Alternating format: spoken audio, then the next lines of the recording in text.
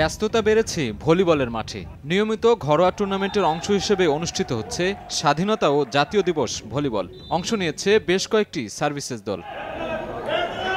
তবে এই টুর্নামেন্ট ছাপিয়ে গুরুত্বপূর্ণ হয়ে উঠেছে ডিসেম্বরে অনুষ্ঠিতব্য এসএ গেমস। তাই এই টুর্নামেন্ট এসএ গেমসের আগে নিজেদের আত্মবিশ্বাসে বাড়তি যোগান দেবে বলে প্রত্যাশা খেলোয়াড়দের। এরকম টুর্নামেন্ট আমরা চাই যে অনেক টুর্নামেন্ট আমরা ঘরোয়া টুর্নামেন্ট খেলি, এই টুর্নামেন্টের মাধ্যমে আমরা আমাদের দেশের প্লেয়ারগুলো উঠে আসুক এবং দেশের জন্য, দেশের ন্যাশনাল টিমের জন্য কাজ করুক এবং এদেরকে নিয়েই আমরা পরবর্তী সময় ফাইট করতে চাই। প্রথম টার্গেট থাকে এসএ গেমসে রেজাল্ট করা, কারণ এসএ গেমসটাই আমাদের এশিয়ায় সবথেকে বড় টুর্নামেন্ট আমি মনে করি, কারণ এসএ গেমসের চ্যাম্পিয়ন হতে পারলেই তখন সবার নজরে পড়ে। এদিকে এসএ গেমসের আগে দেশের বাইরেও প্রস্তুতি সারতে চায় ভলিবল টিম, কেননা সাউথ এশিয়ান গেমসে নিজেদের সামর্থ্যের প্রমাণ দিয়ে মর্যাদায় আসীন করতে চায় লাল সবুজের পতাকাকে। সাব গেমসের জন্য আমরা প্র্যাকটিস করবো দীর্ঘদিন, আমরা ইরানে থাকবো হয়তো 2 মাসের মতো, বা বাইরের দেশেও খেলতে পারবো, আমাদের সেরকম একটা প্রস্তুতি চলতেছে ফেডারেশন থেকে।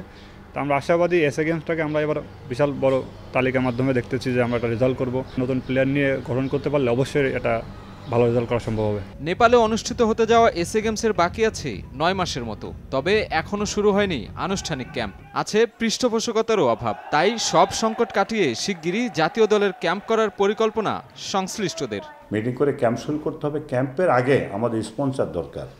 একটা 30 জনের একটা ক্যাম্প কিন্তু অনেক টাকা খরচ। বিদেশি কোচ আনলে তাকে 7 লাখ থেকে 8 লক্ষ টাকা দিতে হয়। আমাদের তো সেই অবস্থা নাই বাংলাদেশ ভলিবল ফেডারেশনের।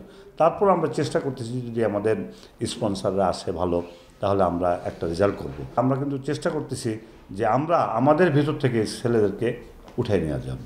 এদিকে আন্তর্জাতিক টুর্নামেন্টে চূড়ান্ত দল ঘোষণার আগে ঘরোয়া টুর্নামেন্ট থেকে ভালো খেলোয়াড়দের সুযোগ দেওয়ার কথা জানানো হয় ফেডারেশনের পক্ষ থেকে। তার আমরা কিন্তু চেষ্টা করতেছি। সাজিদ আরাফাত, সময় সংবাদ, ঢাকা।